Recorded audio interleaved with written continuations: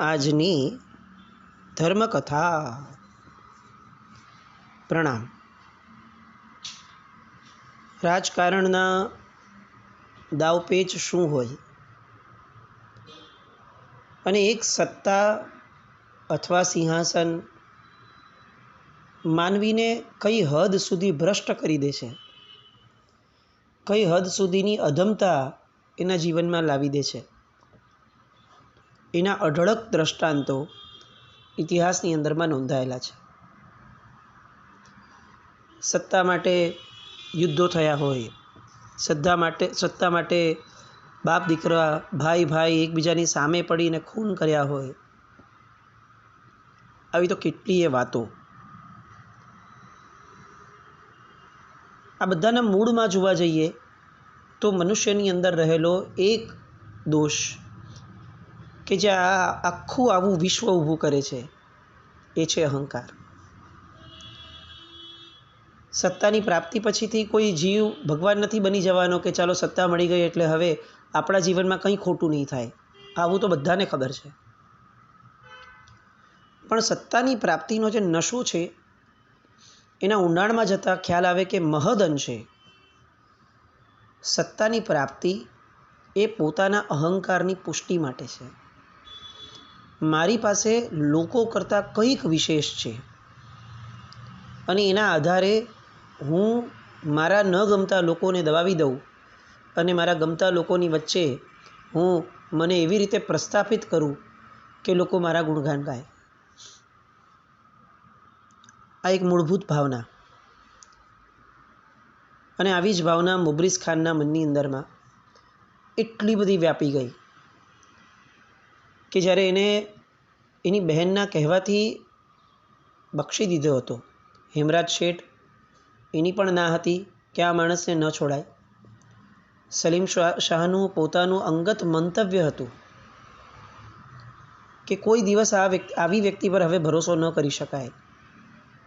પણ ફક્ત પોતાની એક બહેન, જેને એને જીવનનો આશ્રય આપ્યો ગણી શકાય, એના આધારે આજે મુબ્રિઝ ખાન પોતાનું જીવન જીવી રહ્યો હતો. પણ સત્તાની પ્રાપ્તિની ઘેલછા એ માણસને એટલો બધો અંધ બનાવી દે છે કે પોતાના ઉપકારી પ્રત્યે પણ અપકારનો ભાવ વ્યક્ત કરતા એને લાજ, શરમ, લજ્જા કંઈ જ આવતી નથી. અને જેવા સલીમ શાહના મૃત્યુના સમાચાર મળ્યા, પેલી ચિંતામણીએ આ મુબ્રિઝ ખાનને જે દિશામાં લઈ જવો હતો એ દિશામાં ચડાવીને તો રાખી જ દીધો હતો. એના મનમાં સૂતેલી જે સિંહાસનની વાસનાઓ હતી એણે ભડકાવી તો દીધી જ હતી કે હું સામાન્યતઃ એમ કોઈની પત્ની ન થાવ, તમે શહેનશાહ હોવ તો હું તમારી બેગમ થાવ. અને પેલા અહંકારના દોષની અંદરમાં કામ વાસનાનો દોષ ભળ્યો, બમણો થયો, ફૂફાડા માર્યા. અને એના ફૂફાડા છેક એ રીતે થયા કે પોતાની સગ્ગી બેન, જે હવે વિધવા થઈ છે, એનો દીકરો કે જે બહુ નાનકડો અને રાજગાદીને લાયક હતો, પોતાના પિતા સલીમ શાહની ગાદીએ બેસવા માટે પોતે અધિકારી હતો, અધિકૃત હતો, અને એને રાજગાદી પર બેસાડવાની બદલે પોતે એનો મામા થાય અને તેમ છતાં એનું સર કલમ કરવામાં એ મુબ્રિઝ ખાનને એક કાચી સેકન્ડ પણ ન લાગે. માનવી અગર પોતાના દોષોને દબાવતા નથી સમજતો તો એક સમય એવો આવે છે કે જ્યારે એનો દોષ એને તો ભારે પડે જ છે, પણ જગતને પણ એટલો જ ભારે પડે છે.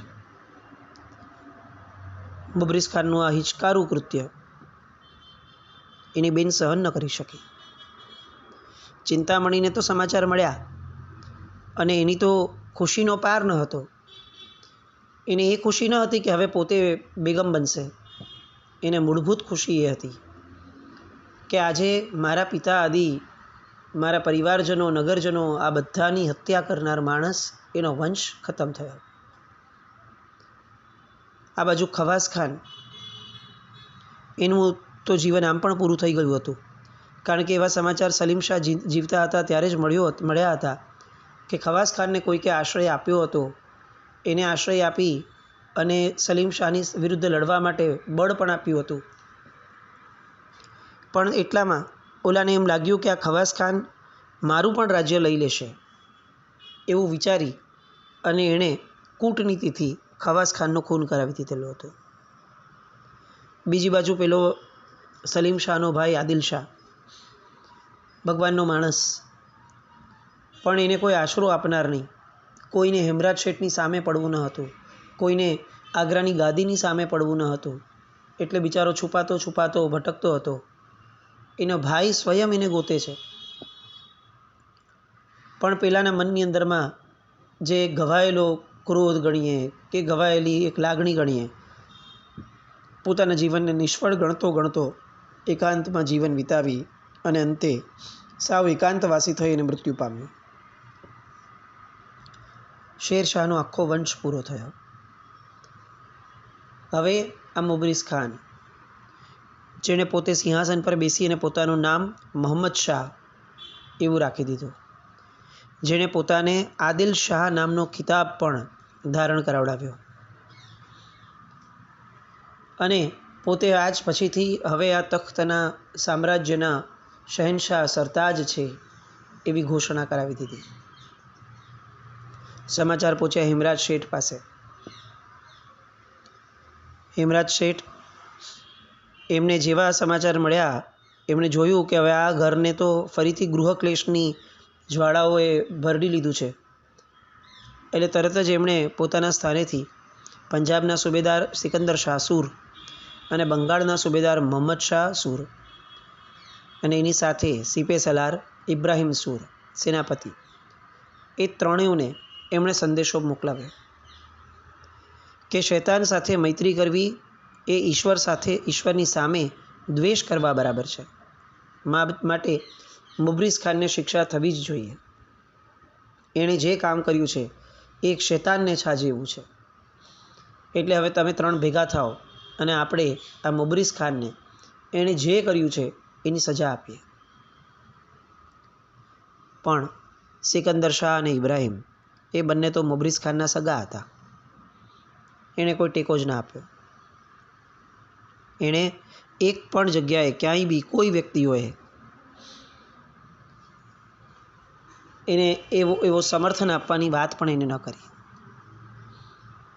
અને આ બાજુ હવે હેમરાજ શેઠ વિચારે છે કે હવે હું કોની માટે લડું? મને રાજગાદીનો તો ક્યારે મોહ હતો નહીં. એ શેરશાહ હતો કે જે શેરશાહને મારે રાજગાદીએ બેસાડવો હતો. એ પછીથી એ શેરશાહના વંશજો હતા કે જેમની ગાદી સ્થિર રહે એની માટે શેરશાહની મૈત્રીની રૂએ મારે એમને મદદ કરવાની હતી. અને હવે તો એ બેવ નથી, હું કોની માટે લડીશ? આ વિચારે, એક અર્ધસત્ય વિચારે એમની અંદરમાં નિરાશાનું સામ્રાજ્ય સ્થાપી દીધું. મૂળભૂત રીતે પેલા જતીજી જ્યારે દિલ્હી આવ્યા હતા ત્યારે એમણે જે આર્યાવર્તની, આર્ય સંસ્કૃતિની, ધર્મોની એ જે આખી વાત કરી અને એમનામાં જોશ જન્માવ્યું હતું, એ વાત અત્યારે પોતે એકલા પડી ગયા છે એ વિચારે સાવ વિસારે પડી ગઈ. એમને એવું લાગવા લાગ્યું કે હવે આ બધામાં કાંઈ રસ નથી. એક તો પોતાના મિત્રના ગયાનું દુઃખ, એમાં પાછું આ રીતે આ જે થયું, એક સાવ નાના બાળકનું ડોકું કાપીને કોઈ માણસ સિંહાસન પર બેસે, આટલું હિચકારું કૃત્ય થયું, એની હતાશા, અને એ હતાશાના કારણે એમણે દિલ્હીનો ત્યાગ કર્યો અને રેવાડી પોતાના ગામમાં ફરી પાછા ચાલ્યા ગયા. પરિવારની અંદરમાં શું પ્રત્યાઘાતો હશે એ કળવું મુશ્કેલ છે. કારણ કે પરિવારમાં પણ બે પ્રકારની લાગણી હશે. એક તો આર્ય સંસ્કૃતિ માટે લડવાની ભાવના એ કુંદન દેવીમાં હતી જ, પણ સામે બંને જણા, પિતાજી અને કુંદન દેવી, બંને એવું ઈચ્છતા તો હતા જ કે જેટલા રાજકારણથી દૂર રહે એટલું વધારે સારું. એટલે કદાચ એમને એ પોરસ ચડાવવાવાળું જે પેલા જતીજી હતા, એ જતીજીની જગ્યાએ રિપ્લેસ થઈને કોઈ એમને પોરસ ચડાવે, એમને એમની હકીકતનું ભાન કરાવે, એમના લક્ષ્યને યાદ કરાવે, કદાચ એવું કોઈ ન મળ્યું. અને એના કારણે આ મિત્રના પરિવાર સાથે જે પણ માઠું થયું એના અફસોસની અંદરમાં એ પોતાનો ખરો રાજધર્મ, ખરો સ્વધર્મ એ ભૂલી અને ગામમાં પાછા વયા ગયા. આ બાજુ હવે કેટલીક બીજી ઘટનાઓ એ પોતાની મેળે આકાર લેવાની શરૂ કરે છે. આપણે જે એક ઘટના પર અટક્યા હતા કે શેરશાહ અને હેમરાજ શેઠ બંને હવે મળી અને હુમાયુને ભારતથી બહાર તગેડી દીધો, મુગલની આખી સેનાને તગેડી દીધો. હવે એ ઘટના પર આવી. મુગલ રાજા હતો, એક આખી પોતાની પરંપરા મુગલોની, એનો એ વારસદાર હતો. ચંગીઝ ખાન, તૈમૂર લંગ, બાબર એ બધાનો વંશજ હતો હુમાયુ. અને લાહોરના રણ મેદાન પર અફઘાન અને મુગલો વચ્ચે જે ચકમક જરી, એના કારણે હવે વર્ષોથી હિન્દુસ્તાનમાં મુગલો નહોતા. શેરશાહની કિલ્લેબંધીમાં મોગલોની કોઈ એક પંખી પણ આ ભારતની અંદરમાં પ્રવેશ કરી શકે એવું ન હતું. અને એમાં પણ શેરશાહ એ મોગલો માટે તો મહાકાળ હતો. પણ 15 વર્ષ એ વાતને વીત્યા અને 15 વર્ષ પછીથી એને એક સમાચાર મળ્યા. શેરશાહ મૃત્યુ પામ્યો અને શેરશાહના વંશજો પણ હવે મૃત્યુ પામે છે. સલીમ શાહ, આદિલ શાહ એ બધાના વિખવાદો, એ બધી વાતો એને એના સમાચાર મળી રહ્યા હતા. આ બાજુ એ 15 વર્ષની અંદરમાં આ કમનસીબ બાદશાહ હુમાયુ એ આશ્રય માટે ઠેર ઠેર રખડતો હતો. પણ જ્યાં જાય ત્યાં લોકો એનાથી મોં સંતાડતા કે ભાઈ તમે ભાગી છૂટો, કારણ કે શેરશાહનો કોઈ સિપાહી જો જોઈ જશે તો તમને અને અમને બંનેઓને હાથીના પગ નીચે કચડી દેશે, તોપને મોઢે બાંધી દેશે. આ શાહી આજ્ઞા છે કે શાહી મંજૂરી વગર કોઈએ પણ એક પણ મોગલને આશ્રય ન આપવો. પેલો નાના નાના રાજ્યમાં પણ ભાગ્યો હુમાયુ અને બધાએ એમ કીધું કે મિર્ઝા સાહેબ તમે ભાગો, તમારા દિવસો હવે આથમી ગયા છે. જેટલો એ શારીરિક શ્રમ હતો પોતાને આશ્રય મેળવવાનો, એના કરતાં વધારે માનસિક અપમાન હતું. એક જમાનાનો જહાંપના, જેને ત્યાં આવી અને કેટલાય આવા રાજાઓ, આ જ બધા રાજાઓ જી હજૂરી કરતા હતા, આજે કોઈ એક આશ્રય આપવાની પણ તૈયારી દેખાડતું નથી. સમયની વાત છે. ચાલો, બાદશાહને એવું થયું કે હવે સિંધ વયા જઈએ, લાહોરનો ત્યાગ કર્યો. કારણ કે સિંધ એ તો તૈમૂર શાહનો જીતેલો દેશ હતો, ત્યાં એમને કંઈક મદદ મળી જ જશે. એટલે આખા રસાલા સાથે પોતે એ સિંધ તરફ ગયો. એ સમયે સિંધ ઉપર હુસેન અર્થુન નામનો એક આ માણસ એ સિંધ ઉપર સત્તા ચલાવી રહ્યો હતો. તારદી બેગ એ ભેગો હતો. દુઃખના દિવસો, સુખના દિવસો જે પણ આવ્યા એ બધામાં તારદી બેગ ભેગો હતો. સિંધની અંદરમાં કેટલાક સમય માટે આશ્રય મળ્યો અને એ આશ્રયની અંદરમાં આ હુમાયુનો પોતાનો જે પ્રાથમિક પ્રેમ હતો, હુમાયુનું આખું જીવન જેના આધારે ચાલતું હતું એવું જ્યોતિષ, એ એને ફરી યાદ આવ્યું. રાતોની રાત એ આકાશના તારા ગણવામાં, જ્યોતિષના અભ્યાસની અંદરમાં એ કાઢવા લાગ્યો. અને કેટલાક દિવસોના આવા અભ્યાસ પછીથી પોતે પોતાની હતાશા ખંખેરી અને ઊભો રહ્યો અને કહેવા લાગ્યો તારદી બેગને કે પથ્થર પર લકીર મારીને વિશ્વાસ આપી શકું છું કે હું ફરીથી હિન્દુસ્તાનનો બાદશાહ થઈશ. મુકદ્દરના લેખ એને કોઈ મિથ્યા નહીં કરી શકે. એ સમયના વિશ્વાસુ સરદારો આ ઘેલા રાજા ઉપર હસતા. રહેવા માટે છત મળતી નથી અને તમારે હિન્દુસ્તાનના બાદશાહ થવાની વાતો કરવી છે. અને બીજું મૂળ જ્યોતિષ એ એમનો વિષય નહીં.